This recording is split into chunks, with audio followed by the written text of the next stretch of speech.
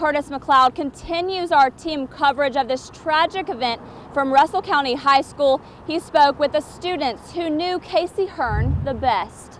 But he told them that they should take as much time as they need to come to a unanimous decision. The rain is very heavy. We're actually sitting in the parking lot of a Waffle House where we're about to take shelter. We do know there are a couple of people inside who said they heard our warning. They live in trailers and they decided to come here to seek shelter. As you can see, things are looking pretty dry on this side of the street. People come from all over to get a taste of the South here at the Bullock House. It's called the Heart of Warm Springs. But for the last 2 months, this heart hasn't been pumping. Harvey Updike was renting a home here on Lake Martin, but after speaking with his neighbors, we know little else about the man accused of killing Auburn's beloved trees. Everyone on the bus, the driver and the students, were able to walk away from the accident, but they were transported here to the medical center just to be checked out. As part of the ongoing investigation into parvo here at the Meriwether County Animal Shelter, 20 puppies had to be put down on Monday. This little guy is one survivor. Kennels are now cleaned 4 times a day at the Meriwether County Animal Shelter, and these dogs seem to be pretty happy about it. Just a week ago, the Department of Agriculture found the animals living in filth and many of the puppies dying of parvo. The Department of Agriculture, along with the Meriwether County Sheriff's Office, began to investigate the condition of the animal shelter. The man who was supposed to be caring for man's best friend was arrested and charged with animal cruelty.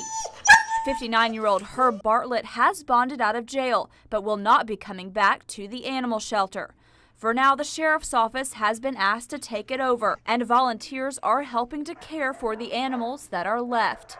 For this mom and her babies who were born at the shelter, they'll live in isolation until it can be confirmed that they do not have the virus. All of the animals are being treated by a local vet. In 2 weeks, the Department of Agriculture will come back to the shelter and determine if they can be taken off the quarantine list and reopen for business. To keep tails like this one wagging, the shelter is in need of food, beds, and cleaning supplies. If you'd like to donate, you can find their information on our website, WTVM.com. Reporting in Meriwether County, I'm Laura Ann Sills for WTVM News Leader 9. I just looked it up to him as a man because with the disease he had, some people couldn't phase that. They've been got in their bed and just called it they're dead. But he's kept striving and didn't give up on us. He came back a year even though he had got down. So I look up to him because he's a strong man. LaMarcus Tenney is talking about Coach Jeremy Williams. Coach Williams spent the last 9 seasons here at Greenville High School, some say raising the football program from the dead. 4 times in that 9 years, he took the team to the state playoffs. But the last 2 years, he was facing a tougher opponent than the other team. Williams was diagnosed with ALS, often called Lou Gehrig's disease. It's slowly deteriorating his muscles. Last season, he coached from a wheelchair on the sidelines. Last year when we came in, he had really had to delegate a lot of authority to other people because of having Lou Gehrig's. He had, he reached a point he was having to do a lot of delegation. Many called it his season of a lifetime. The biggest thing I think is the kids loved seeing Coach Williams, not just here at football, but in the hallway. His story had became their story. While the kids prepare for their first game, there is something missing.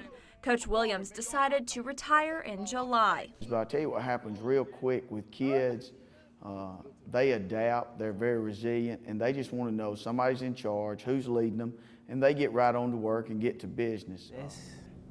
He just was great, man. He was a father to some of us that our father went in our lives.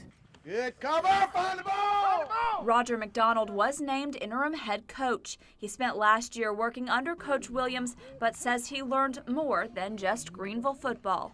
His belief in the Lord and how he lived life. So I think that's the biggest thing, and I think that's more important than taking any football from him, any football knowledge or anything. I think seeing that personal side of him and seeing how he changed the bad hand he was dealt into something so positive. While Coach Williams won't be on the sidelines this season, his legacy and lessons are still with the students, and they are hoping for a state championship. In Greenville, I'm Laurieann Sills for WTVM News Leader 9. We are on the road here in between Warm Springs and Manchester. It seems the tornado came straight through here. I'm told that a trailer park has been completely demolished. You can see the trees have been ripped apart. The tops have just been ripped off. There are power lines just laying on the ground. Sheriff's deputies, the Emergency Management Agency, and volunteers worked through the night to get residents out of immediate danger in Meriwether County. We're trying to clean out the houses. We'll take them to the community building in Manchester. Hope to set up Red Cross there. So far, dozens of families have been displaced, with the storm busting out windows and tearing roofs off homes. Guests of a local hotel took cover as the tornado passed by.